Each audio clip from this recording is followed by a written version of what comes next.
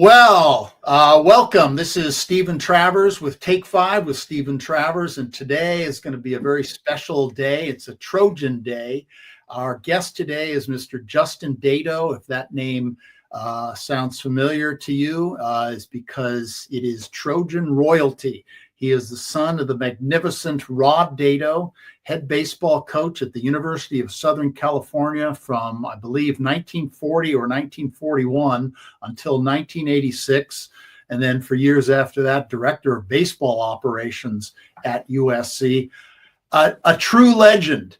And Mr. Dedeaux is also a great legend at USC. He played baseball on some great teams at USC. He played professionally. He coached at USC. He actually recruited some of my best friends to play there. He's also been involved in DART, which is the company trucking business. We're going to talk a little bit about that and how that was formed. But Justin, fight on and welcome to Take 5 with Steven Travers. Well, thank you. It's a real pleasure to be here and talk about some of my favorite subjects in the world: baseball, the Dodgers, and USC. Well, that's quite a trifecta, and I'm with you 100% on all three of those. The game of baseball, I mean, my gosh, I've talked about it at length on this show. This is actually a show called 100 Yards of Football, but I was brought in to talk about nostalgia and the things that I know and the things that I love, and there is nothing. I love football, don't get me wrong. I love Trojan football. I grew up with it, just like you did. And it's great, but there is nothing in that just punches my clock like baseball. And I love college baseball. That's really something that I continue to love a great deal. And so we're going to talk about college baseball today. We've had several shows. We've had a sort of a College World Series show that we've talked about in the past. We've talked about your dad and the history of the CWS. But today it's going to be more personal towards you. But let's get started. You mentioned that you are working on a book. So I'm quite fascinated to know some details about that, whatever it is you think you can divulge about this book that you're working on. Well, yeah, thank you. We, there's so much history about my father, USC baseball, stretching back from, when he started there in 1935, or graduated in 35. He actually attended USC in 1932. Boy, it's almost 100 years ago. Wow. And so there's a long history. So I kind of was trying to concentrate basically on what I consider, and most sports historians consider, probably the greatest team accomplishment of all time, is when USC baseball won 5 consecutive national championships, which is a miracle. I mean, it's beyond the realm of probability, particularly in those days when only the conference champion could go to you had to win your conference champion outright. There was no, what do they call it now, 64 teams thing. At large teams. You could at large, you could finish 4th or 5th and go to the championship. And matter of fact, one year Oregon State finished, I think they were 4th in the conference, and they got hot and won the whole national championship. And they were I think they were 4th in the conference and got into the playoffs and had a good team and won the whole thing. But you couldn't do that back in the 70s. So it really we're trying to narrow it down because there's so much history involved with SC to try to condense it into those 5 championship teams. But then there's a lot of people around that, what was going on at the university, the support that was going on, everything that was happening that led to this is what I'm trying to kind of, all the disappointments my dad had. And he always wanted to win 2 in a row and he couldn't do it. And it just frustrated him like crazy, and he wanted to win 2 in a row. And he kept there was something would always pop up, and he would either was the NC2A rulings, which they had some terrible injustices in those days. The NC2A was, man, if you mentioned the NC2A to my father, he would he would come unglued. It's the only time you could really get him upset. But anyway, we're talking about basically trying to condense those years and the remarkable players that played on those teams. And I had the privilege of being the assistant coach and got to do all the recruiting during that period of time, and so it was really a wonderful time. And of course, it's when John McKay was in his heyday, and everything with FC was just Jack Hubbard had become president of the university. It was just a great time, and so many characters and so many people surrounding the program. So we talk about that, and a lot of it we talk about, because one of the remarkable things when you do the research, you find out that is the relationship between my father and Casey Stengel. Yeah, which was such a great, to say just a love affair. My dad just absolutely worshipped Casey, and you think about it, and you all of a sudden you get a realization that the two most successful managers or coaches of all time, and there's no debate. Other sports there's debate, no, but in baseball there's no question. It was Casey Stengel and the New York Yankees, the dynasty he built, and the dynasty at USC my father built. And there's no discussion. I mean, you can't. In every other sport, there's discussion, but except for baseball. And I realized that they were closest to friends, pupil and mentor. And, so in the book, I try to intersperse it with things that they talked about, which I was privy to, and how they saw the game how the game should be played, all the little intricacies that they loved about the game, things that are kind of overlooked a little bit today. But, the philosophies that they had, and you think people would be very interested. You say, well, what in the world? Here's the two guys that wrote the book on winning baseball. What did they talk about? And I was kind of I'm probably the only one that had a lot of time with both of them, and to hear what they talked about and what their values were as far as the game. So I try to put a little bit of that into the narrative. I know a lot of people don't want to hear about pickoff plays and relays and bunt plays and things that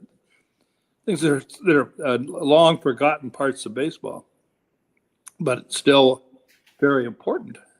And anyway, so there's try to do a little teaching while we're writing the book and try to say, well, how did all this happen, and kind of show back that the philosophies were interspersed in that winning streak. Right. Do you have a name for this book? Yes. It's going to be called The Jefferson Street Miracle. And Jefferson Street being the Jefferson, which leads onto the USC campus. Right. In those days, to Bovard Field, right? Right. Well, it was right near Bovard Field. I mean, it was you could probably touch it, but it was the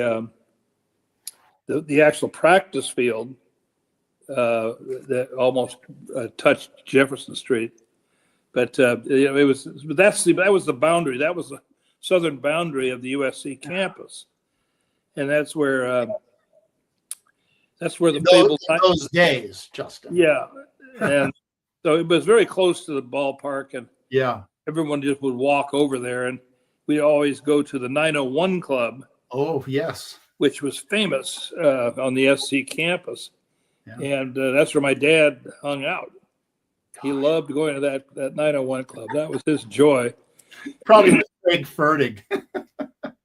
Well, that was funny because the coaches, the football coaches all went to Julie's. They went to Julie's, yeah. Restaurant, and of course, Julie was one of my dad's and mine, one dearest friend. But not that he wouldn't go over there too. Sometimes McKay would say, "Come on, Rod, you got to come with me you can't go to the 901 after practice. You come with me to Julie's." And boy, John would hold court there, be Yes. He'd be there with President Topping in the early days of his coaching career. And he and Topping, they always had the table there, and they would sit there together, and no one else could sit there. Just two of them. Yeah. And the coaches would kind of file in, and everyone would go to a different table or sit at the bar at Julie's until McKay and Topping had finished whatever they were talking about. So, yeah, there's a picture of the 901 Club right there. Speaking of the 901 Club, and I want to get back to your book, but the very first USC Notre Dame game that I ever attended was in 1978, and it was Joe Montana versus Paul McDonald. It was for the national title, and my friend Frank Jordan won it with a field goal with no time left, 37 yards out. But my dad and I, we parked the car and we're walking down Figueroa, and as you know, you walk past the 901 Club. And of course, it was hopping because it was game day, right? And there's all these people in front of the place. And I'll never forget, there was a guy dressed 100% like the Pope in front of the 901. I mean, he had a mitre and he had a staff. This guy had, his outfit was, it was really what the Pope wore. Of course, and he's drinking beer. He's going, "Go Irish!" And I had never seen anything like that. I mean, that was my first hint that, holy cow, I am going to see something that's a little bit different. And the USC Notre Dame football rivalry obviously is extremely unique. And of course, in those days, it was for the national championship it seemed like every year it was for the next year. So that was my first look at the 901 Club. But getting back to your book, okay, I like the title. It reminds me of a title I was once going to write a book about your dad. In 2000, Tim Tessalone at USC gave me an office and access to everything that he had. The internet really wasn't as digitalized, and there was less, but he gave me all the papers and books and stuff that he had, and he said, "Go to it." And I had it all set. In fact, I think I talked to you. That probably was the first time I talked to you. And I know we talked years ago. Yeah. Yeah. And I was going to do this book. It was going to be with, who was it going to be with? Was it going to be Sports Publishing? Anyway, and I had several chapters put together, and it was going to be about Rod Dedeaux. And then the publisher completely throws me a change up and says, "You know what? We don't want it to just be about Rod Dedeaux. We want it to be called Great College Baseball Coaches. 20 great college baseball coaches, Augie Garrido and, Cliff Gustafson and Mike Martin. And well, that's a whole different story. Yeah, Living in Los Angeles, I have an office at USC. I know you. I know Rod Dedeaux. He's still alive. I know a lot of SC. I've got a great book. I have all the research and every advantage I have. Now you're talking about, do I have to go to Austin, Texas, and who's going to pay for it? Because the publisher sure wasn't. Where am I going to get the information about Mike Martin and Florida State other than a media guide? Anyway, it blew up, and so the book was never published. I actually have what I wrote. I'd love to see what you have. I could dig it up and send it. If you could dig that up, I'd love to see it. Yeah, well, I think it's the first couple chapters. I don't think there's anything really new there that you would really see. I hadn't gotten that far to really get it into some of these, and there are a lot of misconceptions that I had about your dad, and I'll get to that in a second. But do you have a publisher and a date for the release? No, we're really not that. I just wanted to get it finished. I've been working with, you might know Larry Stewart, who has always been a great friend of mine. Times? Wrote for the LA Times and loves baseball, knows all the instant. So he's been very helpful in doing the editing, and And we have a lovely lady named Shirley Dufresne who loves baseball. Her brother's Matt Young. And so they're helping with the editing and putting things, because it's so much detail. How do you put this stuff in order and everything? You need professional help. Yeah. So they're wonderful at that. But every time I get going, I come up with a new idea, Right. And I know I was, and I don't know if I'm going to put it in the book or not, but I was one of my, I thought, well, it's part of SC history was one during the time when, and it affected baseball, but it was a major part of SC history, is when John McKay left USC in 1975. Into the 75 season, And kind of ruined that season, and everything that happened around the university at that time, and all the shuffling that went on. And I'm right there, as a young coach, watching all the machinations, you might say, that went on in the athletic department. So I kind of thought, gee, I knowing all these people, and knowing Barbara Hedges, Dave Levy, Marv Goo, kind of bring that back to life. What really went on, and I've never seen it published anywhere. And the politics that went into the whole, who got into, here Dick Perry became athletic director, wonderful guy, and then succeeded by Mike McGee, who was not such a wonderful guy, but actually became a friend of mine in many ways. So I thought he was unfairly maligned, frankly. Anyways, so much that went on during that period. It's never been reported. I don't know if anyone's ever talked about it. Who should have been the athletic director, who should have been the head football coach, and all the things that happened or nearly happened. And it's pretty interesting so I'm debating whether to put that in or not. But I'm in the process of researching the dates and everything of the people that were there at that time. But it was a big part of SC history, and did affect our baseball program quite a bit. Yeah. Well, I was friends with Jim Perry, who was, in fact, I actually worked for Jim Perry. He was the SID when I was in school, and I was a volunteer assistant in the sports information department. So I got to know him. And then when I started writing books, I got to know him very well. He would set me up with tickets for the Rose Bowl, which was fantastic. And he told me a lot of inside stories, and a lot of what he said really was not for publication. He had some unhappy stories, let's put it that way, with certain people, certain athletic directors, and just certain events that happened. So I got some inside, but certainly nothing compared with what you have over many, many years. But I want to kind of get back to the beginning, and this also speaks to, I guess you could say, not a misapprehension. That's not the right word. There were certain things that I thought had happened, and they didn't happen the way I thought they did. And only in recent years have I discovered that. The first one concerns our mutual friend, Bob Case. And Bob was a guest on this show just a few weeks back, or maybe a month and a half back. And Bob is actually doing a show with our program, 100 Yards of Football, called The Sports Page with Bob Case. So you may be on with him at some time. I had always thought that Bob Case was your neighbor in Glendale and your boyhood friend, and that's how he knew you, and that's how he knew Rod.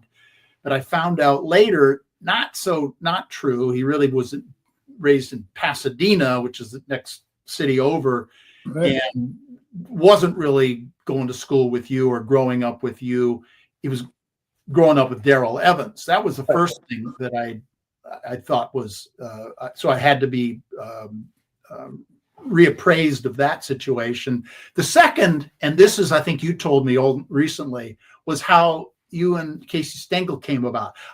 Or your father and Casey Stengel came about. I assumed that your father goes to the Brooklyn Dodgers, plays for the Brooklyn Dodgers. Casey Stengel's the manager of the Brooklyn Dodgers. They become Casey, or your dad is sitting next to Casey in the dugout, asking him a lot of questions about what it's like to be a manager. They become friends. Your dad is out of baseball because he gets hurt. He becomes a coach at USC, and he reaches out to Casey for advice on how to become a coach. Not so, say you. Casey lived in Glendale 40, 50 years before I thought he had moved to Glendale. So Right. why don't you tell me how Casey ends up in Glendale, and by going to Glendale becomes a friend of your father long before he's the baseball coach at USC, or even a player with the Dodgers, from what I understand. Yeah, well, that relationship started, Casey was quite a character, and he fell in love with this beautiful gal, Edna Lawson. And but Edna was California. She lived in Glendale, California. Okay. And that's where she was. If he was going to marry her, that's where she was going to live. And come hell or high water, she would, understood the baseball life, but her family, and it was a very wealthy family. The Lawsons were very, very well-to-do in the city of Glendale at the time. And they bought this beautiful home in the 1920s on Grandview Avenue in Glendale, which was, quite a great little city. And Casey was glad to, get into the sunshine. Sure. And so, but he was the kind of guy that baseball was 24 hours a day with him. There's Edna, there's a picture of Edna. God bless her. She was a character. Boy, both of them. Yes. I was with them a lot. I used to drive. I was Casey's driver for a long time. Dad wouldn't let Casey drive. I had to go pick him up because Casey liked to have a few. He'd have a few belts, and Dad said, "No, we're not going to take a chance with him driving anywhere." So I got to ask him a lot of baseball questions, and that was such an amazing time. But so Casey lived. But going back, Casey would go to Griffith Park, and just because at Griffith Park, right, which is the diamonds are still there. Two of the diamonds. Sure they are. And the Glendale, the Golden State Freeway cut off part of the baseball park there. But he would come. All the ball players would go to work out at Griffith Park, and Casey would come over and watch. He'd have a fungo bat with him, and he would just wanted to look. Baseball was his life. That's what he breathed. He just breathed it. He loved to be out there, and so these guys are in the off season. Obviously, Casey's done for the year, and it's September, October, and still weather is great in Southern California, and guys are working out, playing baseball. And that's when he noticed my father and became this. And there were other guys too, but Casey and my dad had a. And they became friends. As a matter of fact, Casey, one of the classics was Dad had been offered a scholarship to go to the Naval Academy. Okay. And as Dad told the story, we said, "Casey, what do you think?" He said, "Young fella, there ain't too many sailors playing Major League Baseball." Right. And he said, "You go to USC." Yeah. And USC was, he knew about USC and everything. He told Dad, "Go to USC and play ball, get an education," which he did. And then upon my father's graduation in 1935, Casey's managing the Brooklyn Dodgers. And he told the Dodgers, "Hey, there's this kid," and Dad had a phenomenal high school career and was a city batting champion and Hollywood High School. He's an outstanding fielder. He was, from everyone that saw my dad play, he's an outstanding prospect. And so Casey came in quickly, and they swooped him up and signed him in 1935. Yeah. And by the end of the year, which is unheard of in those days, he was in the major leagues. And at the end of the season, and ended the season with the Dodgers in 1935. and he had an outstanding stint in the minors. He hit real well and fielded superbly in the whole bit. So he was a real prospect, real star there. And Casey was the manager. And I say, hey, what can go wrong here? So that's how that relationship started back in the early 20s, in the late 20s, when my dad was just a little young kid just playing baseball at Griffith Park. That's where they met. Yeah, well, I had not heard that, and I thought I knew everything there was to know about, Rod Dedeaux, but I don't. I'm not getting any sound, Steve. Yeah, I just said something. Logan, can we? Because I can hear well. Logan? Can you hear me? Thing. You just missed one question that I had, and my only question was, and I knew the answer, is that your dad was a second baseman, correct? Shortstop. Oh, is a shortstop at USC and with the Dodgers? Yes. Oh, okay. Well, I stand corrected. Yeah. Okay. All right. So you had gotten to the point where he's in the major leagues, 1935, playing for Casey Stengel and the Brooklyn Dodgers. That had to be quite an experience for your dad. He's in New York City, for one thing, kid from the West Coast. What did he say about being in Brooklyn? I mean, that's Ebbets Field. That's the daffiness Dodgers. It was a period before we really think of what we know the Dodgers to be, the Jackie Robinson Boys of Summer Dodgers before Leo DeRocher. And the other thing is, people thought of Casey Stengel as a clown, because he had done a lot of strange things when he was a player. He doffed his cap and a bird flew out. He had, in the 1916 World Series, he had said a number of things. He spoke in a funny manner. He was a smart person. He was going to be a dentist, actually. But he had this way about him where the writers would play it like, it's Stengelese. So your dad is getting the real Casey Stengel. What did he say about him? How did he react to this notion that Casey was kind of a funny guy, or he just said funny things? To what did your dad ever say? No, that's not true. He's a serious baseball man, or he's a serious person. When you get to know him personally. Why don't you speak to that if you can, based upon your father's recollections? Well, there's no question he spoke in a different language. Stengelese was different. And one of my dad's great lines was that Rod, understood everything Casey said, and that worried him a lot. He says, he must be as crazy as Casey. But Casey just saw things differently, said things differently. And you had to be kind of on the same way. When I remember talking to him, you had to kind of be on the same wavelength, because he would say this fellow, that guy, and he had to know exactly who he meant. Right. And because his mind was going fast. He had a very fast mind. He was talking, and and a lot of it was showmanship too. And he's dealing with writers, and the writers are always looking for things to talk about. He was great with the writers, loved him. But he was always giving them something. When they come back and they say, what did he say? Yeah. But he was, excuse me.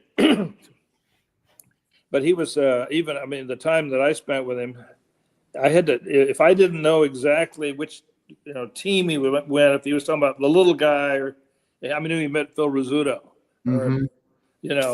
or that big lug, it would be Hank Bauer or something like that. I mean, so he would have, you had to kind of know where he was coming from, and if you knew baseball, and you could get the thread. But he'd just go on and on. He was hard to follow. Or he would say, my catcher, I think with the Mets, my catcher's got 12 kids or something like that. Yeah. He was a little hard to follow. But Dad had never, like he said, he was on the wavelength. Yeah, they were on the same wavelength all the time. Yeah. Okay, so take me over about the next 5 years, if you would. We have a period in which Rod Dedeaux gets injured. Rod Dedeaux starts up a company called Dart Trucking, and then becomes the baseball coach at USC. And those are three really big things in this man's life, all happening within a few years of each other. Why don't you talk about this period of time, which is the late 30s into the 1940s? Well, and he did so well with the Dodgers in 1935, and I believe I'm going to have to check my notes here. Larry McPhail, was the general manager of the Dodgers at the time. He was, and told him, "Hey, you're our shortstop next year." Wow, okay. So now, but the Dodgers were, of course, in last place, had tremendous financial problems, and the team sold after the 1935 season. And Quinn, maybe it was Quinn. Can't think, whoever the guy was. I have notes, just having a little senior moment here. He gets fired. This is before O'Malley, you're saying? Oh, yeah, it was way before the O'Malleys got in. This was 1930s. Yeah. And I want to say his name was Quinn. I have it written down. Anyway, I'll come up with the right name. But he gets fired, and they bring in new management. And they have never seen my dad play or know any commitment to him at all whatsoever. And my dad, so they offer him a low-ball contract, and here he is, a rookie. And he says, "Wait a minute, I'm supposed to be the shortstop here, and you're not offering me any money at all, and I'm holding out." So there was a lot of turmoil. Now, Casey's still the manager, but this ownership group is all the players are doing. They're all up in arms about everything. They're cutting salaries and everything. Well, it's the middle of the Great Depression. Yeah, and Brooklyn had no money. Yeah. So my dad finally signs. But instead of letting him stay with the big league team, they assigned him to the minors, and that's when he That's when he, on a cold night, he didn't warm up properly, as he said. He said it was a cold night, and he reached for a ground ball, and just something popped in his back, and he actually had broken his back, and tried to play with it, and probably today they could have fixed it, but back in the 30s they didn't have that technology, and he was basically, his career ended. Right? I mean, he kept trying to play, and he tried to. That was and then in 1937 he couldn't play at all, and that's when, coincidentally, which I found out in research, I called it in the book "The Long Summer of 1937." When both my dad and Casey, who had been fired, the two of them were out of baseball completely in 1937. They didn't play; they weren't with any team. So I have in the book a imaginary conversation between the two of them. But what did they talk about in 37 when they had when the season's going on and they're both at home? So that's a little part of the book there. But then right around that time, my dad had taken the money that the Dodgers did pay him and started his trucking company in 1938. Started a trucking company called DART. And DART stood for Dedeaux Automotive Repair and Transport, because he had a real good mechanic. And a lot of the truckers had to have work done, so he had a shop. And he would actually drive the truck himself. And they had one truck, two trucks, and it just, and it was his father and his brother were with him in the enterprise. So they had started that company, and we're struggling with it. At the same time, he played briefly in 38 in some minor league ball with the AAA, and then in 1939 he hung it up. And then Sam Berry, who is my godfather, Justin Sam Berry, who I'm named after, was a dear friend of his, knew him from SC and everything, and asked him if he would be his assistant coach. Mm-hmm. And Casey had told him, you should stay in baseball and everything like that. You need to, you love the game, you understand the game, you got to be in baseball in some capacity. So he became the assistant coach in 1941 with Sam. And then soon, I think the next year, Sam, who was a naval commander, reserves, however it was called to duty. And my dad, because of his injuries with his back and the fact that he owned a trucking company, which was very important. In those days, they were shipping a lot of, they were already, this is way before the war, but my dad said, hey, they were getting ready for war because he was hauling different types of munitions and things like that. They were doing stuff. They knew it was going to come, I think. And if you owned a trucking company, there's no way he could have gone into the service with his back anyway. So he didn't. But the fact that he owned a trucking company certainly helped him stay out of the service.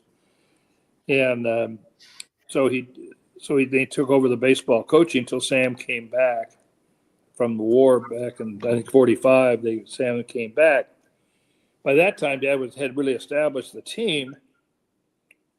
And Sam, who loved baseball, but his real passion was basketball. Yes. And as you know, he's in the Basketball Hall of Fame. And, yes. And he created that whole Phil Jackson roundabout offense with Tex Winter and Bill Sharman. Oh yeah, he was a genius as a coach. And matter of fact, he changed the game of basketball. He did. Well, yeah, because in the 40s, early 40s, this was because there's no pro basketball, but the rule of basketball was after every field goal, you went back to center court and did a jump ball. Imagine that. Yeah. That's how it was played. So if you got not a free throw, you could continue running with a free throw. But if you scored a field goal, bang, you had to go back to center court and do a jump ball. And he eliminated that rule. So that was one of his contributions to the basketball when he's in the College Basketball Hall of Fame and everything. So, but he loved baseball. So Dad said, well, and Dad was running the team, and of course Sam's at basketball, which means you're not there for the fall practice.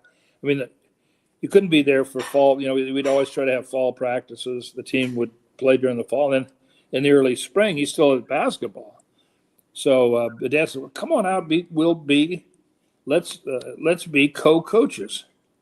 Because he loves Sam. They were like very, very close.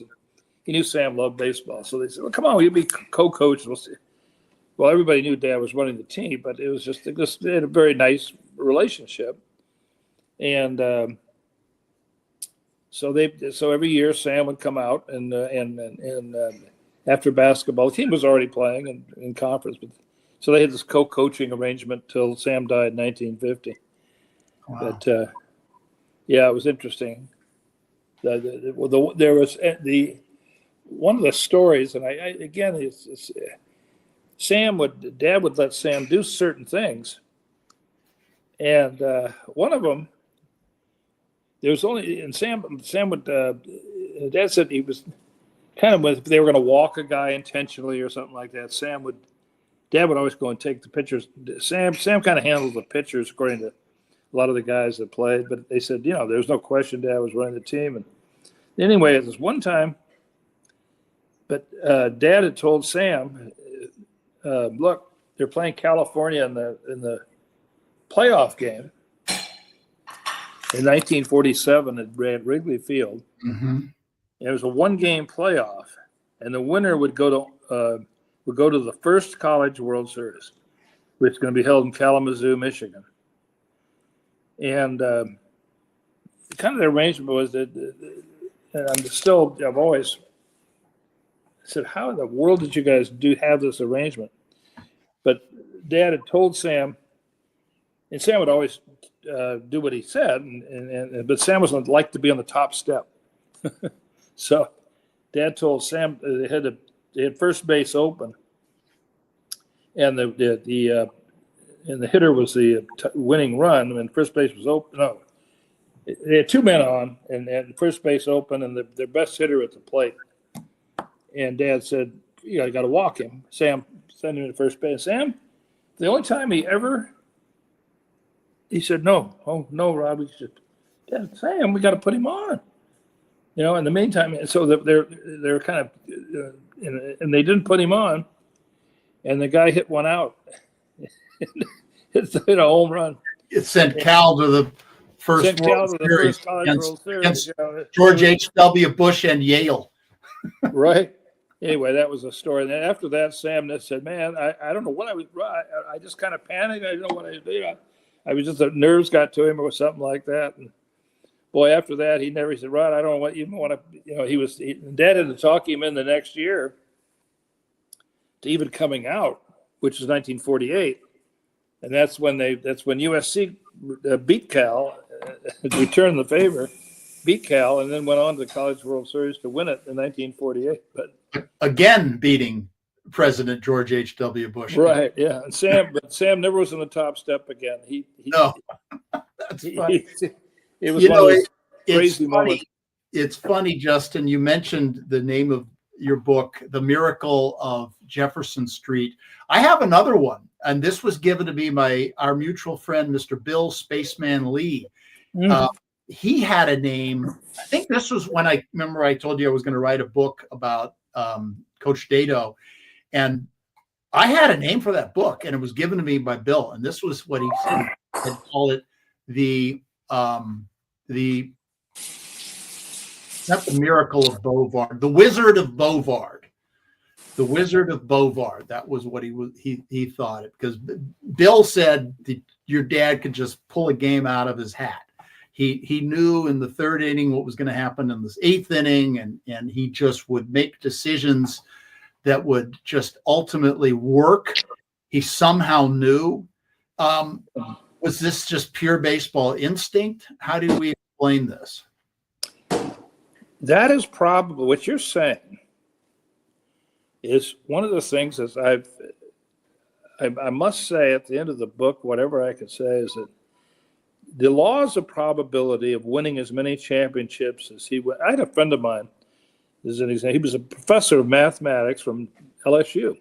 Doctor mathematics at LSU. I met this guy years ago. Turned out he's a professional gambler. And he was a professor at a major university, but he made his living gambling. And I asked him, I said, and he knew baseball and everything. And I asked him one time, I said, what are the odds of a college baseball team in the 1970s, the way it was arranged then, of winning 5 consecutive national championships? And his reply was, the odds are incalculable. Incalculable. Yeah. Professional gambler. That's just the game. The game is incalculable. Yeah. And so to win, to answer kind of your question, and Bill Lee and and when I really, for the most part, somehow my dad knew what was going to happen before it happened. Yeah, that's what Bill always said. He had an incredible instinct to say, hey, he could look at a player, or let's say an opposing player, and see he's gonna throw you a curveball here. He's not sure. He could somehow see into people's psyches. Certainly, he had a challenge with Billy Lee, but he had an instinct, and he managed by instinct, and he did things that his baseball career, and he would it was like a computer just getting all his information. And we had great scouting reports, and we had all that kind of stuff. But he just had a feel for the game, what was happening at that particular game, and was able to somehow he would just outmanage everybody, outthink everybody. But he was always a step ahead. And some of the things he did would just go, "What? How does this work?" And I saw it. I got to see it. I just could see it. And sometimes it was some of my greatest memories there. Sometimes when I was his bench coach, we were, we'd get on the same page. It was like telepathy almost. Yeah, we knew we just knew what each other was thinking, and and for a period of time, and I kind of myself, I kind of thought I was part of that brainwave that was happening. But yeah, he just, I mean, there had to be some explanation, but we would constantly pull games out of, he'd constantly play or do the right thing at the right time. It was, you can't put your finger on it, but it was, that's why it's the best thing you can say. It's a miracle. Well, someone could do that. Because here's the thing. And as I mentioned, baseball's incalculable. Okay, it's one thing. I understand you recruit the best players. Okay, that's, we got to have that. You're going to recruit the best players, and he did. And so when you have the best players, you have a better chance of winning. Right. In any given year. But you're talking about 5 in a row. And I know a lot about those teams. Now, I want to get back to the 50s, but regarding those teams in the 70s, you had a number of both playoff games. These are regional playoff games. Some of them are against teams like Fullerton, Cal State, Los Angeles, what have you, and College World Series games in which the game was lost. It was over. It was done. Wrap it up. Wait till next year, as the Dodgers would say, and you'd rally and have a rally in the last inning to beat Cal State LA. I remember in particular one game like that. And in another game, this was like the all-timer. This is 1973. Again, you've won it in 70, 71, 72. So you're not going to win in 73.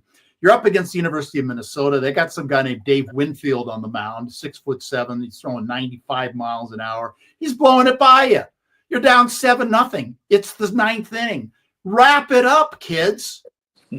Score 8 runs in the 9th to beat Dave Winfield on your way to the College World Series. That, my friend, is incalculable. I was there.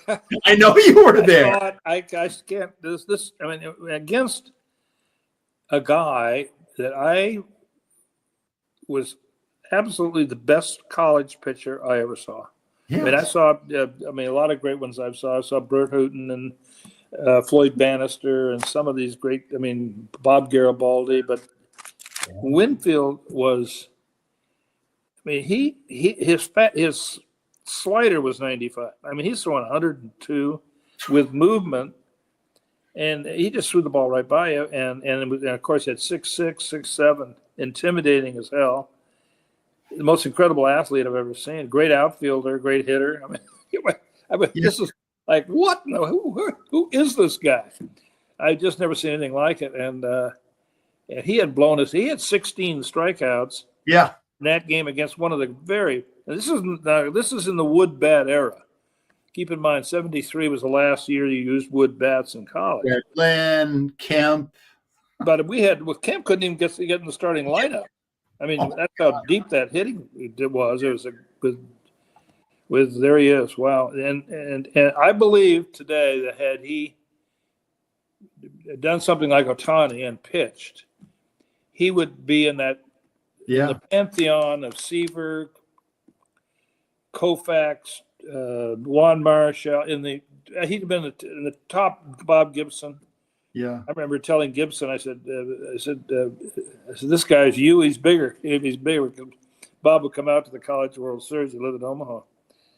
And then he said, "What?" And I said, "Wait a minute." I told him. I said, "I didn't. I was hoping he wouldn't pitch against us." And after the game, Gibson said, "Wow." I saw Bob a few days afterwards. He said, "Yeah, you were right about that cat." And Bob Gibson didn't give praise to many people, but no, he did not. But he lived in Omaha, so he was at that Dave pitch University. Yeah, but I mean, he'd have been there with Seaver, Koufax, as one of the 10 greatest of all time as a pitcher. There's no doubt in my mind. It was just. And just a great guy, too. I've gotten to know Dave real well. Just the sweetest guy you'll ever meet. But, boy, on that mound, woo! I remember when Anthony Davis came up to face him. And AD had been All-American and everything. And he pinch hit in that game. And I said, AD, he's going to give you all – he's going to try to just blow you down. Just don't look for this. Just look for the fastball. And AD was a good fastball hitter. He's a real good fastball hitter. I could see Winfield just see Anthony come to the plate, and here's this All-American football player and highly acclaimed. Boy, Winfield reached back, and he threw him 3 fastballs that just exploded. I mean, it had to be 100. I mean, I wish I had a gun on him. I mean, AD never had a chance. I mean, the ball was just by him before he could even. I tell you, yeah, he was. You can't say enough about Winfield. How we won that game is he wasn't the losing pitcher. They took him out. Yeah. He panicked. They should never take him out. He'd thrown a lot, but the point of it is they had this big lead. He should have been out in the 7th inning because they were beating us, and they should have been out in the 7th inning probably. I know, but probably I didn't know their team and how weak their bullpen was till we got into their bullpen. But they made a fatal mistake at the top. What they did, we were just kind of ready taking our licking, and there's we're down 7-0. Nobody's doing anything, and so they bunted on us in the top of the 7th inning. And they did it, and that kind of what do they drag bunting? They had a 7-run lead. It's a baseball no. You don't wake up the other team. And boy, we said, hey, what that? All of a sudden, everybody starts benches kind of going, and then they did it a second time, and they were giving us a hard time, and boy, the benches exploded and everything, and the emotions started going. We're losing 7-0 against the best pitcher in the history of the sport. And it was just an amazing emotional deal. Everybody's really PO'd, and and Dave was tired. Dave had thrown a lot of pitches. I think he was over 140 or something like that, because he was always 3. He was just wild, effectively wild. Anyway, and the rest was history. The rest was history. Well, that game, I don't know where I guess I probably got that in the news. I was probably in the newspaper, but I know it was described in the Sporting News, which I read in those days. I want to go back, and I definitely want to talk about Tom Seaver and your time at SC, but I wanted to briefly ask a couple of questions. 1948, the Trojans with Art Mazmanian win their first national title. 1958, a decade later, they win their second national title. This is a team, I knew several players off of that 58 team. There was Tony Santino, who recently passed away, and I'm very close friends with their family, and I know I think your father was the best man at his wedding, and his daughter Kara, beautiful girl, attended USC with me, and so that I'm still friends with that family. He was an infielder, and there was Len Gabrielson, who I know, and his son Randy, who played at USC and is a good friend of mine. He was there when I was there, so I have some connection with these two teams. And I know we could talk a lot about, but I wanted to look at some specifics. But I have a question. I know that in the 1950s, a lot of baseball players, prior to that, college baseball players played the season, and the season ended, and in the summer you played you went back to the hometown you lived in, and you played on some local semi-pro team, or played American Legion ball till you were too old, or whatever you did. In the 50s, they started sending players to Canada, Western Canada, and playing there. I know Len Gabrielson told me about how instrumental was Rod Dedeaux in the process of sending college baseball players to Canada in the summer for seasoning in summer baseball. Oh, he was very much involved, because the summer baseball is really hugely important for their development. Because in college, those days, you may be playing only 30 games or so, whereas in summer you can play like 50 or 60. So it was a huge deal to get players to but you wanted to get them to the right teams that had good management, and you had to have jobs for the guys because of the NC2A rules. And so he was very he was they were on the phone all the time with these teams. There was teams in Canada, and he was also very instrumental when they started in Alaska started having teams. So we had the team at Fairbanks, which let's see, Fairbanks was Fred Boucher, who became a very good friend of his father, mayor of Fairbanks. Oh yeah, and then there was the Anchorage team, and then they had different teams up in and then you had the other teams, the teams in Colorado that would play, and they'd have I forget the name of the tournament every year, but they'd have that big National Baseball Congress, the NBC. Yeah, Wichita. So those teams in Wichita area, Midwest, had a lot of players on them. And then in the early '63, they started the college baseball. What do they call it? Anyway, it was in Illinois, California Collegiate League, or Cape Cod. And then there were good teams locally too. Yeah, it wasn't like there wasn't good teams, but you were too old for American Legion for most of those guys. So there were some good teams locally. There was teams like in Santa Maria and places like that. Yeah. But he was trying to get guys to, and the other good players in college were all going to either Canada, or they had teams in, what's the big, Vancouver had that was a big. Yes, and they had a big tournament. I played in all those leagues. So they were really good. They were really good. So that was a really big part of the development of the players and getting them on the right teams, making sure they were playing, and the whole bit, And the way I look at it and understand it, it was, number one, it was to prepare players for their next college season, and it was also a player who maybe wasn't the starter as a sophomore, or and I guess they didn't play varsity till their sophomore year until 72 or 73. But anyway, a player who hadn't played that much during the varsity season,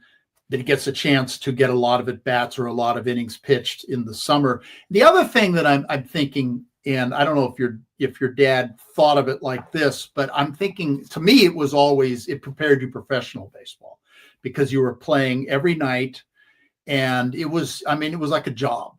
And you might have a job. It's like, I can remember funny stories about, what's your job? Oh, I keep in the snow off the Coliseum, or what have you. But you'd have some job like maintaining the field, raking the leaves or something like that. In Anchorage or Fairbanks, and you really didn't do much. But you were paid a little bit for your job, and you lived with a host family. But it was really like playing in the minor leagues. Yeah, definitely. Yeah. So that was a big thing that your dad did, right? Oh yeah, I mean, he was always promoting these different. Of course, he had a network of all these characters that had teams. These guys, they took it seriously. They wanted to win, like particularly that Congress, getting to that Congress game in Wichita. But there were different leagues, and they were very competitive. Yeah, and so you were competitive. It was a lot of fun. Plus, as a coach, that was my job. Was to play some. He'd say, Dad would say, okay, you got to get all these guys set up for summer ball. So I'd be, and I wanted to make sure they were going to get a chance to play. Because these guys would, let's say, I remember this one coach, he would load up on catchers. He would have 5 or 6 catchers. I said, why do you have so many catchers? Well, I'm going to release this guy and this guy. I want your catcher. They said, well, I don't think I'm going to send my catcher there. So you had to fight. You had to know which players were going to these teams and everything else, and because I want to make sure they were going to get to play. Exactly. Well, okay, so this leads me now. Okay, before we get to Tom Seaver, and he's my guy, so that's when you're talking to USC baseball. To me, it's Tom Seaver. But in 1964, there is an Olympic Games in Tokyo, and baseball is introduced to the Olympics. Now, I've spoken to you about this in the past. I don't know if you recall that. Some years ago, I was on a featured speaker at a USC alumni meeting, and I was there with 2 other Trojan Royalty. One was Dr. Art Bartner, who led the band, and the other was your sister, Michelle. And if I'm not mistaken, Michelle have a son named Al? Yes, Al. Okay. Yeah. Some years ago, I approached Al, who has a production company. He went to USC, and I think the film school at USC. Right. And he's Yes, he did. involved in motion pictures. Yeah. And I came up with an idea, and I presented it to him. Let's do a documentary about Rod Dedeaux and his involvement in baseball in Japan, because the Olympics are going to be in Tokyo. And then COVID hit and everything just kind of fell apart. We never made the documentary. But the two biggest promoters of baseball in Japan are Rod Dedeaux and Lefty O'Doul. And I know in the case of Lefty O'Doul, Doug MacArthur said he did more to promote friendship between the old enemies of Japan and the United States after World War II than any other person. But I'm guessing your dad would be up there too. So what was his role with the Tokyo Olympics in '64 in promoting international baseball? Well, of course, it went back before 1964. He took back in 1953, before the Yankees went to Japan. In case he was managing the Yankees, Dad took a team to Japan and Korea to play, because his dream when he was a freshman at SC, the Olympic Games were in Los Angeles in 1932, and somewhere I think there was some limited baseball. I've never really researched it properly, but there was some baseball that was being played in that, and he always felt that baseball should be played internationally, that it was the perfect sport for every country in the world. So he thought baseball should be played everywhere. So he always had that in the back of his mind. And then of course, Japan, he knew, Japan already knew about baseball, and size-wise, it fit them perfectly. And so he took the team over there, and then he told Casey, he said, we had a great time over there in Japan. You guys go over there too. And then they followed SC over there. They did. And Dad had made all these friends with the Japanese people that loved, and they were just baseball fanatics. As a matter of fact, he made friends with the people in Cuba and so forth. He had a lot of everyone, knew Dad. And he was very affable, and he really was always in the back of his mind wanted to promote international baseball. So when it was announced that Tokyo would host the Olympics in '64, it was very touchy what would be the exhibition sport, and Japan, which baseball is already their national sport, and the Japanese, well, it's going to be baseball, and Avery Brundage was the head of the IOC. And he didn't want baseball to be in the Olympics, and fought it. He wanted archery to be the sport, the exhibition sport. And the Japanese vetoed him. He said, hey, this is our home. This is our deal. We're going to have baseball. And of course, my dad was, he had Walter O'Malley. They had all the baseball. Yeah. He was very good friends with the O'Malley family, Peter. And of course, Walter himself was also very interested in international baseball. So they got the Japanese to absolutely overturn anything the United States wanted, and so he became the head coach of the 1964 Olympic team, and the whole family, we all went over there. I was on the team as a kind of an alternate in case somebody got hurt or something. So I really wasn't selected, but I got to be in uniform, and I got to coach. My dad liked me coaching third base, so I was kind of a player, coach, equipment manager. Coaching career. But I got to go to the trip. That was the greatest. It was one of the greatest times of my life. Those Japanese people treated us like kings, and I'll be damned if the Brundage, in retribution of us being getting the exhibition sport deal, would not allow our team to be in the Olympic Village. We had to be outside the Olympic Village. I mean, Brundage was a nasty person. I always remember, and so what was funny about it, it turned out to be the greatest thing that ever happened. They put us up in a nice hotel. Yeah.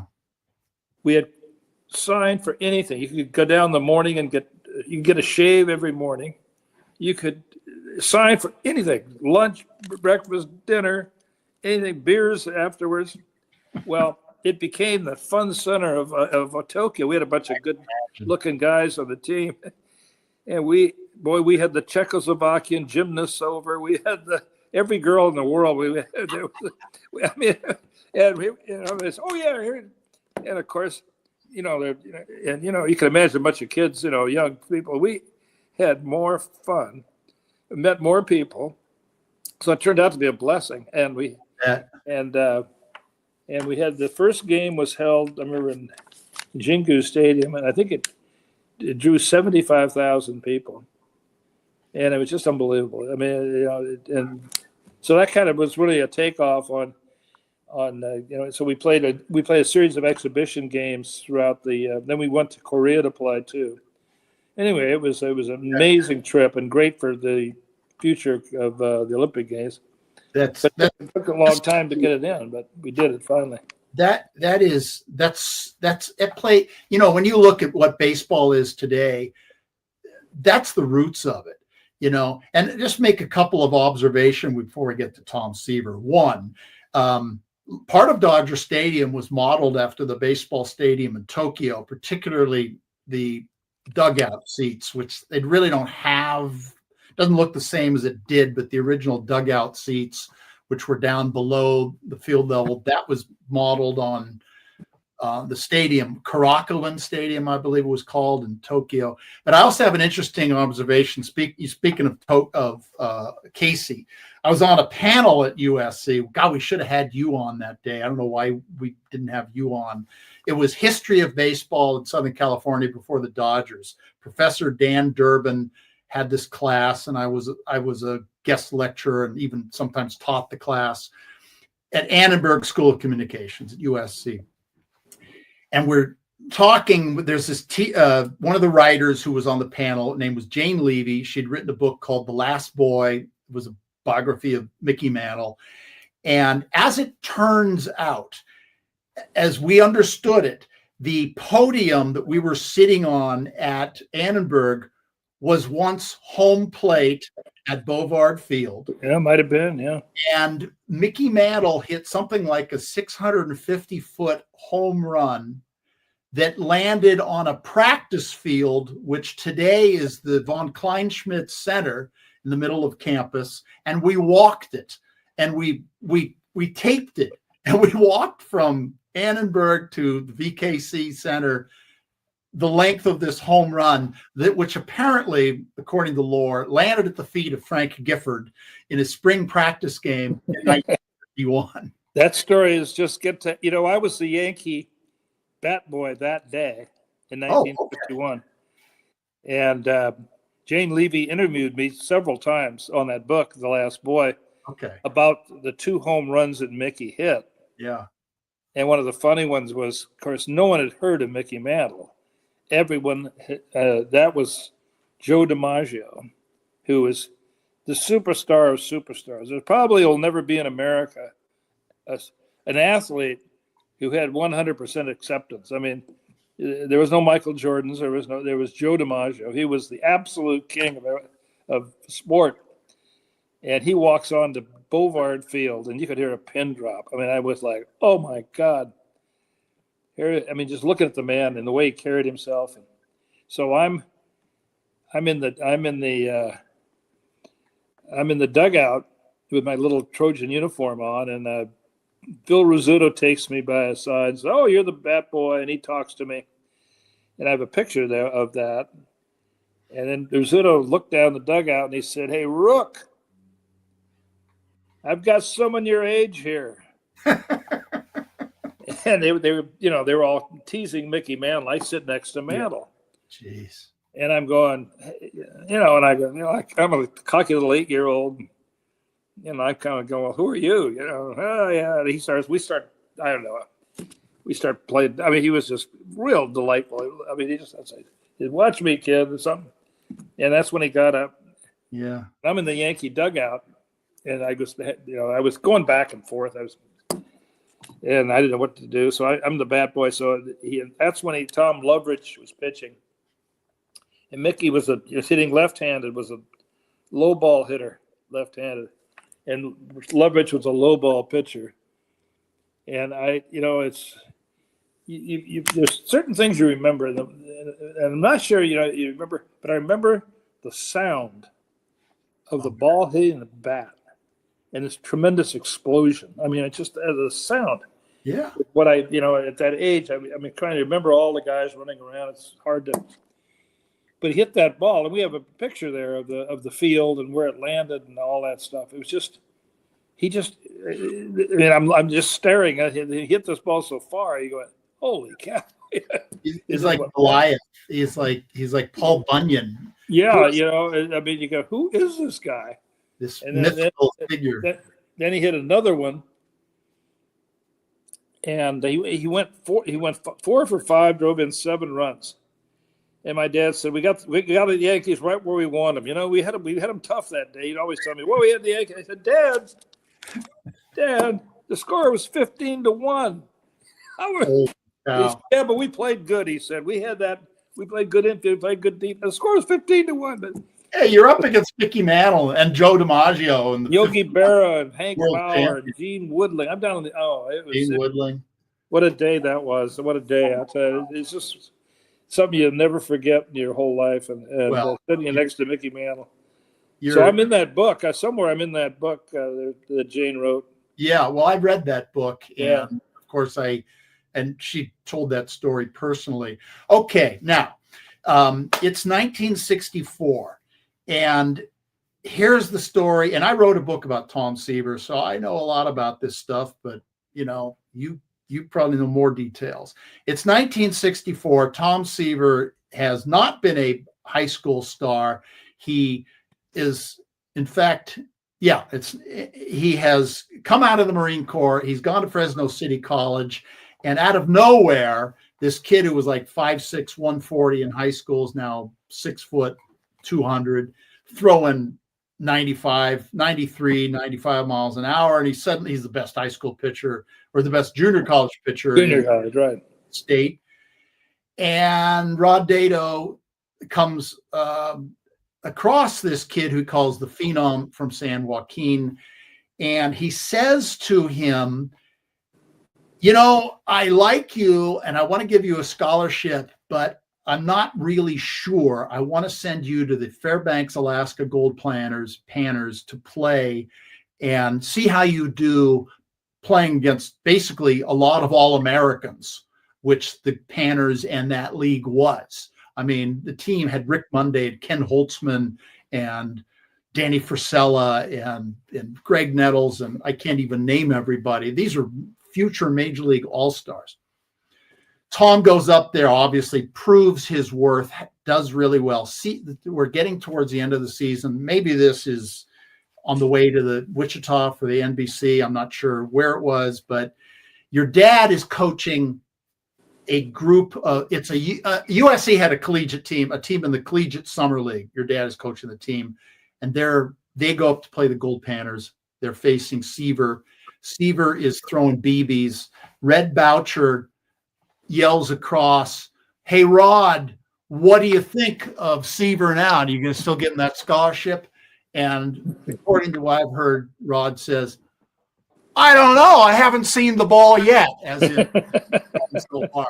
Okay, so he obviously gets a scholarship. He goes to USC. He becomes your roommate. You guys make pheasant. You guys, I think you hunted on Otis Chandler's land or something and used to capture pheasant, make pheasant under glass.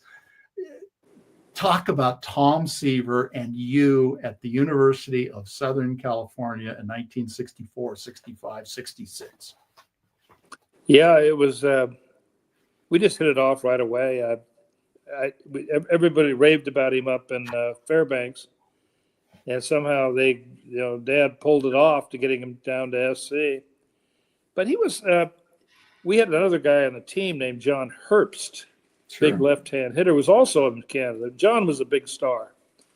I mean, he was just a big left-hander, could really throw hard, and John was a big star. And John took, and I was really good friends with John. We'd played against each other. He'd gone to Notre Dame High, and I'd gone to Loyola High, and we were rivals in high school and everything. But we became really close friends at SC. And he said, so he kind of introduced me to Seaver. And so then, as it turned out, Tom didn't have we had an apartment on campus there, and Tom needed a place. He said, I don't know where to stay. And I said, I had an extra bed in my apartment. So I said, stay with me.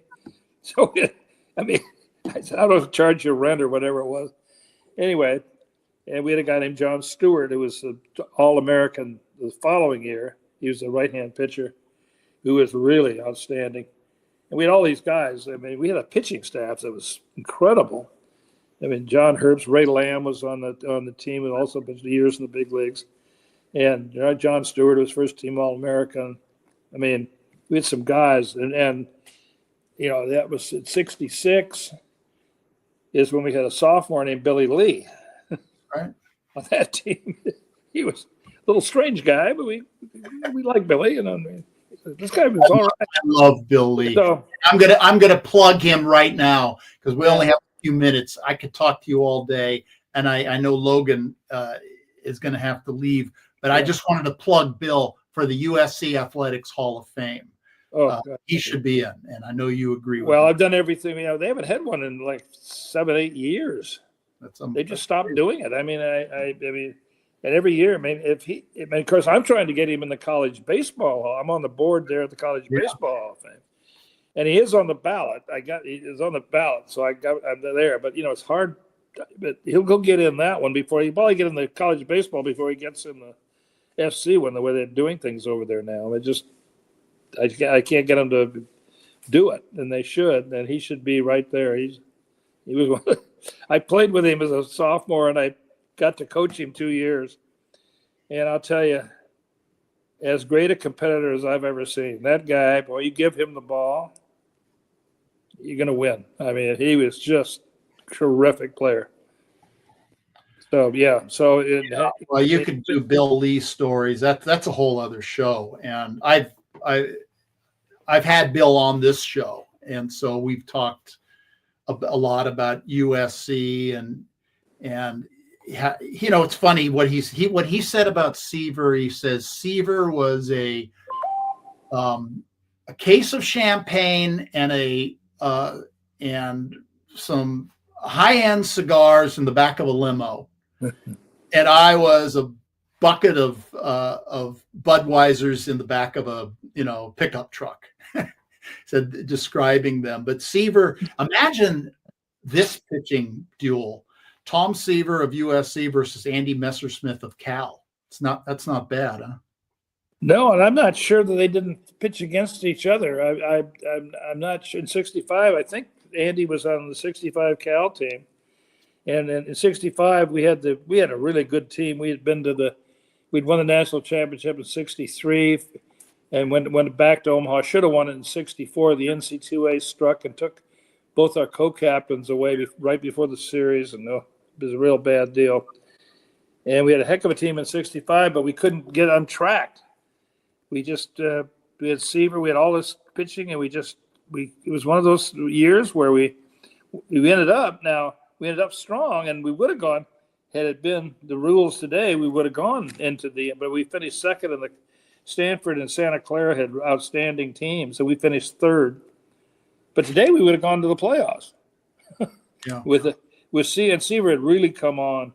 He was really dominant, really starting to show what he could do. He was really, at the end of the season in '65, and then of course he was on the team in '66, which was a great ball club. That was going to be one of the great teams we had. And that's when the whole mess came with the draft, and they declared him ineligible. so he couldn't pitch on the 66 team. But he's on that same team with Bill Lee. Yeah. And Bill was like fifth or sixth guy. That team was so loaded pitching. And we had a great ball club. We'd have been great to have Tom for the whole season, though. Yeah, well, I know that your dad was friends with Tom Lasorda, but I gotta say, Lasorda made a mistake. He drafts Seaver. Guy drives to Fresno, shows up at his house, and offers him $2,000, and Tom wanted 50, and Lasorda says, "Well, good luck with your dental career." And so the next year, and the Dodgers had a second chance, and Buzzy Bavasi forgets to put Tom Seaver's name into this lottery that had been established after this fiasco with the Braves trying to sign him in '66, and the season had started. We've talked about that. And they had to match that $50,000 that Seaver had asked Lasorda. Yeah. But Seaver really, I think, it was that first year, and then a second great year in Alaska, and then the fall of '65. I know a lot of scouts had to be out at those games, even though it was just fall ball. Is this really when his stock really rises to the point where he's really now probably the top prospect in the country as we're entering the '66 season? Right. Yeah, we were in fall ball, playing against, in those days we didn't have Cal State, Long Beach, Cal State, Fullerton. So we'd play pro teams. Mm-hmm. All the pro teams that were going to spring training. There'd be the Dodger rookies, right? The Philly rookies, the Red Sox rookies, and George Genovese would coach that team, the Giants. And it would be, but you're playing against Major League ball players and our AAA players are all getting ready to go to spring training, and they all loved coming over to Boulevard Field. We'd have these very competitive games. And all of a sudden, Seaver just emerged. All of a sudden, his fastball got a foot longer. And all of a sudden, he is just, and we are just, and this is a 60s. Now we're into our 1966 season. And even in fall ball, we would work out, and you could see he was just getting better and better and better and stronger. And that fastball was starting to explode. And we went, gee, so against the pro teams in '66, we were beating the pro teams, and Seaver was just, he was eye popping. We went, wow, we're going to have a great year with this guy. Yeah. And but that's when they had that fall draft. Yeah. The fall draft. There's a lot of confusion over that, who could do what, and so that's when the whole thing exploded when he signed with the Braves. And I was very much involved with that. I was supposed to deliver the message to him. My dad had just got off the phone with William Eckert, and he said, "Go tell Seaver that he can't sign." And I was living with Tom, and I had an apartment with John Herbst by that real nice apartment on Ellendale Drive, and so my dad said, "Well, hey, your mom wants to talk to you." So he was gassing his mom. I said, "Why don't you come home for dinner? I'm making your favorite dinner." And I said, "What's that?" He said, "I'm making chicken fricassee." Oh, wow, I love chicken fricassee. So I said, I'll be home. So I said, so I was going to drive over to the apartment to talk to Tom, and then go home for dinner. And then as soon as I remember driving up the street, and I said, "Oh, gee, I know that Nancy's there." And he hadn't seen Nancy in quite a while. Yeah. And I figured, I'll just call, he's better out to be alone with Nancy, let him, kiss and hug and all that kind of stuff. You mean to tell me all this fiasco could have been avoided if Nancy hadn't been there? I was almost to the driveway when I said, I'm going to leave he and Nancy alone, and I'll drive home to Glendale, and I'll kill two birds with one stone. I'll get my chicken fricassee, and I'll call Tom on the phone as soon as I got to Glendale, which I did. I called Tom on the phone. First thing I got to Glendale, and I get a busy signal. I must have called, and then my dad came home. I said, "What? What'd you tell Seaver? And I said, well, I've been trying to call him. He told me to come home and have dinner with Mom. And I should have gone to the apartment. And he said, okay, well, call him again. It's off. So actually taking the phone off the hook. Yeah, because he wanted to be with Nancy. Could you blame him? Well, that wasn't the case. Okay. It was Johnny Moore of the Braves was there along with Tom's parents, who I didn't know, have no idea were going to be there. And they were having that meeting with Johnny Moore. I could have walked in and stopped the whole thing, but I didn't. And so the first thing in the morning, I got up early in the morning, went back to the apartment, and he's there with Nancy, but the parents are gone. And I said, hey, Byron, I'm trying to reach you. What the hell? So I took the phone off the hook. He says, Justin, I got to tell you, I just signed with Atlanta Braves. And I said, no. So we called Johnny Moore right away. We said, Johnny, burn that contract, stop that contract, don't let that contract, he can't sign. And Moore said, Jesus, I just now left the post office, and I put it in the post office to New York. So, we just figured it wouldn't be a valid contract unless the commissioner has to sign the contract for it to be valid. Nobody thought anything, that'd be fine. Yeah, once his name is on that dotted line. But once then long story, the NC2A found out about it and said, oh, he intended to become a professional, therefore he is a professional. Yeah. Which is the most ridiculous ruling I've ever heard, because every guy playing college baseball intends to become a professional, and it wasn't a valid contract. And I think today, Dad sued the NC2A. I think Seaver would have been able to pitch at SC that year. Mm. Anyway, that was that story. But then of course we kept in contact as friends, and I got to go back there during when he got called up to the Mets in '69. Well, he was already there, but I mean, I got to be there with those guys during the '69 when they were all those young guys. God, it was so much fun. I was staying with Tom in Queens when the Mets got on that winning streak and everything. It was great. What a guy. I mean, we stayed friends all these years. Bought a lot of his wine. I know that. Yeah. I've been to his winery, and I met Nancy up there, and boy, that's really that I didn't know that story. That's another one. This is another deep dive on Take 5 with Steven Travers. This is I'm not saying it's an untold story. I'm sure you've told it to somebody else, but and I thought I knew everything there was to know about Tom Seaver, and I thought I knew that whole story about signing with Johnny Moore, and and then he goes to, and of course then the as I mentioned, the Dodgers have a second chance to sign Seaver. Yeah, they have to put that name in the hat. It was only Fuzzy Race. He doesn't do it because he's in the middle of contract negotiations with Koufax and Drysdale, who are holding out and saying, well, that's okay if we don't play baseball. We're going to be actors. We're going to be on the movie with David Jansen called Warning Shot. Well, I'll tell you one thing. Seaver never let Lasorda forget it. Oh, I'll bet.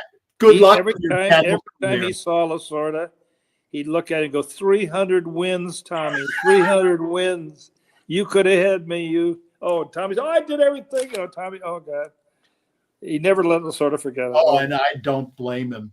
You mentioned that because I talked to Pat Jordan, who did a great article about Tom Seaver for Sports Illustrated, lifelong friend. And Jordan had been a minor league pitcher who threw gas. And he always told Seaver, I threw harder than you. And Seaver was like, no, BS. Nobody, come on. You didn't throw hard. Nolan Ryan threw harder than me. That's about it. And so, but they're in spring training, and there was a umpire named Terry Tata who had managed Jordan he had umpired Jordan in the minors. And he sees Jordan standing next to the batting cage with Seaver. And he goes, hey, Pat Jordan, it's good to see you. And, oh yeah, Terry Tata, how you doing? They shake hands. This is Tom Seaver. And Tata says to Seaver, you wished you'd thrown as hard as this guy. And Seaver, until the day he passed away, would say to Jordan, he goes, "I bet you paid Terry Tate $100 to say." Yeah. Okay, we only got a couple of minutes. Okay. Gosh, this might be my most fun interview. Let's get into the 1970s. Is not without a lot of time. I could talk forever about it, but Fred Lynn, was he the greatest college baseball player you ever saw? Was he the best player the Trojans had, or were there better players? Well, I got to put Freddie as the best all-around player I ever saw in college. He did everything. I mean, great attitude, clutch hitter, always made the right play at the right time. I mean, the guy was a superstar, and he won three consecutive national championship rings. Mm-hmm. He was a joy to coach, I'll tell you, and always in the clutch when men on base. Wow, he'd rise to the occasion. And we had because we had talent. I mean, you don't do it without guys like Dave Kingman, Steve Kemp, Roy Smalley, Rich Dower. We had a great pitching staff: Jim Barr, Brent Strom, Steve Busby. We had all-stars. I mean, listen, we had the best talent anybody's ever seen, and the best coach the world has ever seen. And still, we had to battle like crazy to win those championships. I mean, there were so many good teams out there, but we had incredible talent. And Fred was obviously just one of the greatest college players of all time, in my opinion, and should be in the Baseball Hall of Fame. For 5 years, this guy was the best player in all baseball, and there's not many people can say that. He was 5 years. You take a look at the history of baseball. Here's a guy. And he battled some injuries and everything else, but he belonged. He's in the SC Hall of Fame. He belongs in the college. He belongs in the Major League Baseball Hall of Fame. I'm with you on that. Okay, now here's another one, and I can actually say this, and I'm very proud to say this, as I played a very large role in getting the great Bill Boardley into the College Baseball Hall of Fame, and he has become a very good friend of mine. He's been a guest on this show. Was there ever a better college pitcher that you saw better than Bill Boardley ever on any team? Well, I kind of put my finger in my mouth when I said Dave Winfield, but Boardley's 2 years at SC were just, I mean, he was unhittable. He just blew everybody down. Yeah.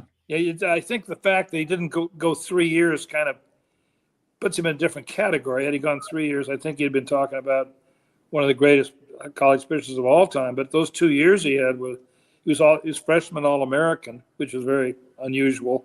14-0 as a freshman, and one of the greatest guys. Bill and I talk almost every week. Yeah, he calls and we just stay in touch. And yeah, I mean, you got to say Boardley. He's got to be up there with the all-time greats at SC. Of course, we had some good ones in Mark Pryor, and of course, my favorite with Jim Barr was just incredible college pitcher. Billy Lee. We had some Steve Busby. Of course, they had who's a great left-hander. Russ McQueen. Russ McQueen. I mean, we had incredible pitching, and these guys. Bruce Gardner was a good pitcher. Bruce Gardner, Bill Tom, all the way through. Yeah. Those you can't win without you're not going to win without great pitching. Look at the Dodgers. I mean, the Dodgers are stockpile arms. They still don't have enough arms. You just can't have enough good pitching, and we were so blessed to have those kind of guys on the team. I mean, we were able to convert Dave Kingman to an outfielder. Yeah, because we had so much Dave was a pitcher, and a top major league prospect as a pitcher. But we had Jim Barr, Brent Strom, and Steve Busby as starting pitchers. Yeah, I mean, imagine on one team in college, you go, wow. So we could Dave, why don't you, maybe we don't need you that much on the mound. Well, let's see what happens if we convert you to the outfield. But I heard that Kingman was hitting a bunch of guys during batting practice. I think before the 1970 College World Series, and your dad kind of goes, "You're not pitching. We're going to play." That was a Bill Lee story, but I just wanted to finish off with a couple of observations, because we're leading into the time that I was at USC and some of my best friends. And you recruited, I know you recruited an outfielder out of Redwood High School named Jimmy Connor. Yes. And I'm not sure if you recruited Mickey Meister, who was a right-handed pitcher out of Redwood High, who both played for your dad. Right. And I got to finish with this. Here is how Jimmy Connor tells me that he ends up at USC. And this is a Rod Dedeaux flourish. Because Jim had an older brother who was a strong safety at Stanford, and he was a 4.0 student, and he was from Northern California. Why didn't you go to Stanford, Jim? And he goes, well, I thought about it, but I'm at Dedeaux Field on my recruiting trip. Justin has brought me down, and now I'm introduced to Rod, and I'm sitting there on the bench, and John Wayne is riding Traveler around the field.